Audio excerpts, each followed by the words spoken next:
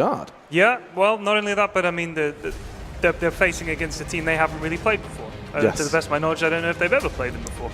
So, you know, they just came out with this game plan of grouping up, having a great team fight, and get Jerax on Earth Spirit. And he was just godly, and it trying to set a load of stuff up for them. I mean, the dominance that they showed in this game was total, absolutely total. So very, very impressive from OG. And I honestly, Finem looked kind of broken at the end there. I think hopefully their morale isn't ruined. But I mean, this is one bad result. I don't think they need to panic too much, but maybe try something differently in the next game. Yeah, I think it's really hard to play versus OG. You picked a Drow Ranger, so you want to be able to group up. So even though they won the laning phase in kind of in a small fashion for Finem, you eventually want to be able to just group up and fight and take towers, just be able to do that. But versus OG's lineup, it's just actually impossible. Right. Big credit to No Tails build as well. Like Ben Wu mentioned multiple times, he went for a build that doesn't really get crippled by the Shadow Demon illusions, so he goes for this Aghanim's Refresher build, Hurricane Pike.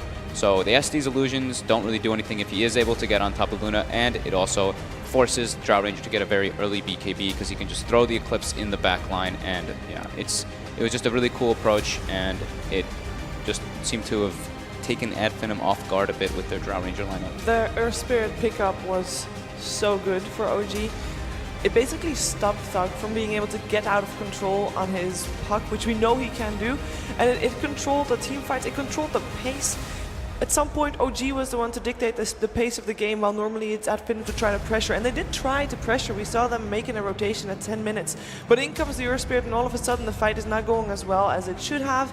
And OG just takes control. And with Finem having a little bit of a timer on their draft, they just couldn't get it going. And then they're left with delaying the game. But for what, really?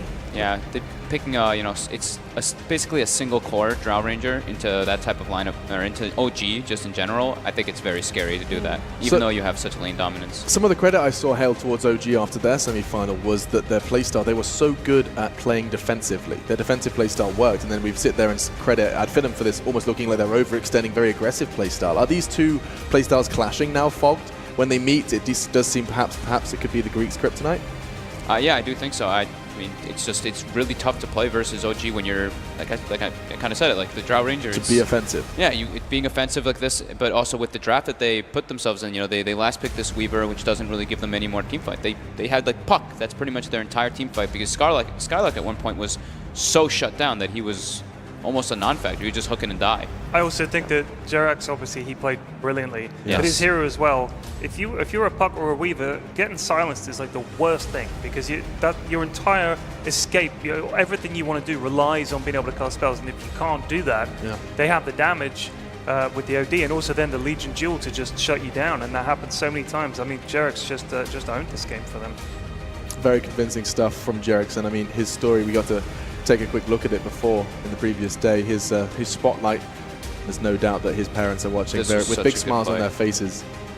He predicted that movement. Yeah, just instantly. crazy reactions and crazy speed. It's just so good. And this is like one of his favorite heroes. So yeah, that's the face. Oh damn. Yeah. That was very unfortunate for Finem. OG though, I mean, they look strong. We saw them this morning against Evil Geniuses. We credit them for being able to basically hold everything off until the 30-minute mark when they were ready to fight. Yeah. And they do about the same thing here. It's not really unexpected that they're able to do this.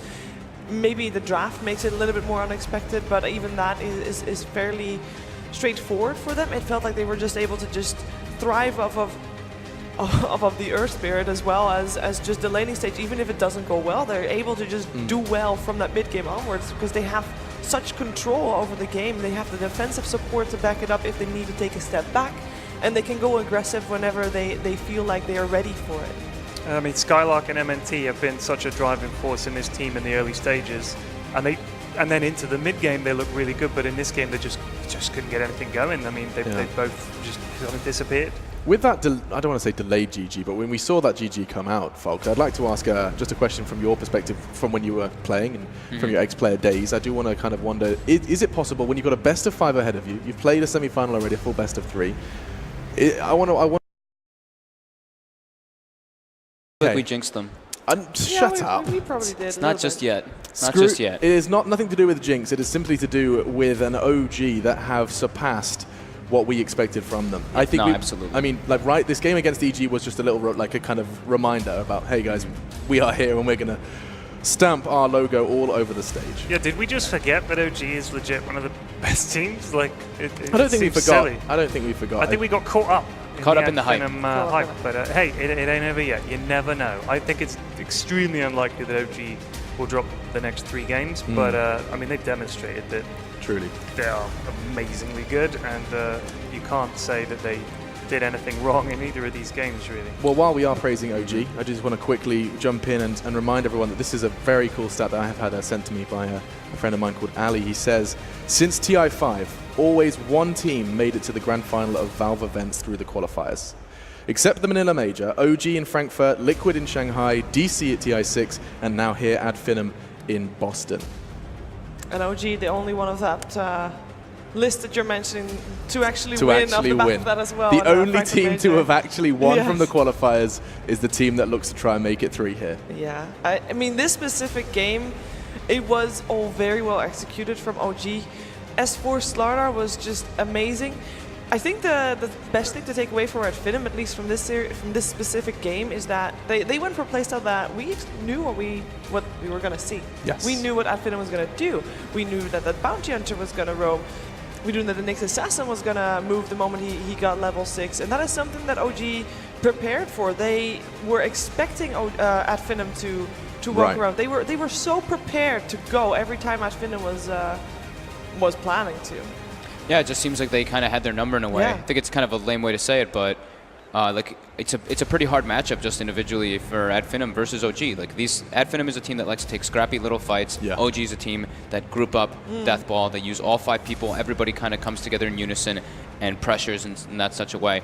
And I think it was very clever of them to actually put the Batrider on support. We saw how well he did and how well S4 did just because of him switching to be that Slardar. So very cool approach. We kind of thought that they might do it, but they actually did, and it worked out in a massive fashion. Yeah. Another Batrider support and a success as well. Indeed, and I think, OG actually had